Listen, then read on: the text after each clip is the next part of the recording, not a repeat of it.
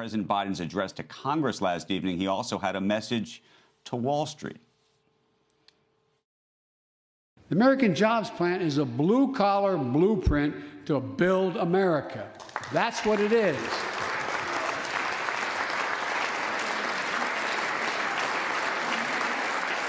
And it recognizes something I've always said in this chamber and the other.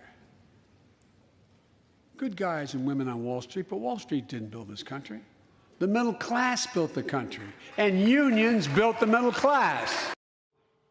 Joining us right now to discuss this and other key moments of Biden's speech is political strategist and pollster Frank Luntz. Frank, it's great to see you this morning.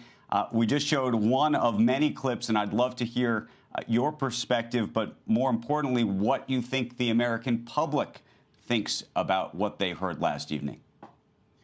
I was watching it with a group of 15 students from across the country, from USC, University of Southern California, and they personalized it. They thought the language was okay, and they've been studying the words. And for the first time on Squawk Box, I want to focus on the policies rather than the words, because the language was pedestrian. It was okay, wasn't great, wasn't horrible.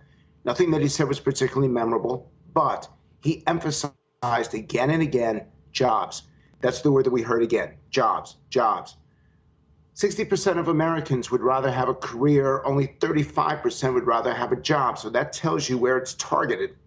He also talked about blue collar, which is one aspect of the middle class. This is the most class-oriented speech that I've heard in a long time. It does harken back to Barack Obama 10 years ago. And there's very much in this speech that indicates that the era of big government is back.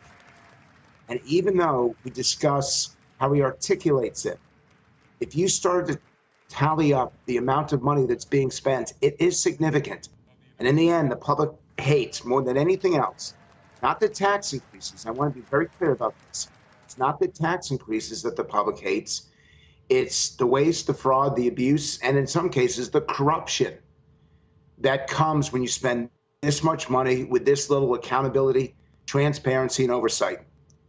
And those are the three words that I did not hear much of last night: accountability, transparency, and oversight. I think that should have Wall Street a little bit nervous this morning. What was the perception of the line that we even just showed before around Wall Street? Wall Street didn't build it. Does that play well, do you think, broadly speaking? Yes, it does, because the public is hostile to Wall Street. The public is hostile to the top 1%. They've been taught over the last 20 years that the top 1% didn't get it in a legitimate way. They've been taught that the economy is rigged and that the people at the top have an advantage. And so Wall Street looks at this. And by the way, anytime you explain it as Wall Street, that in itself, that phrase turns off tens of millions of Americans that are much more supportive of Main Street. And right now, in April of 2021, the public has probably never been, in my lifetime, as pro-small business as they are right now, but as anti-Wall Street as they are right now. Shepard Smith here. Thanks for watching CNBC on YouTube.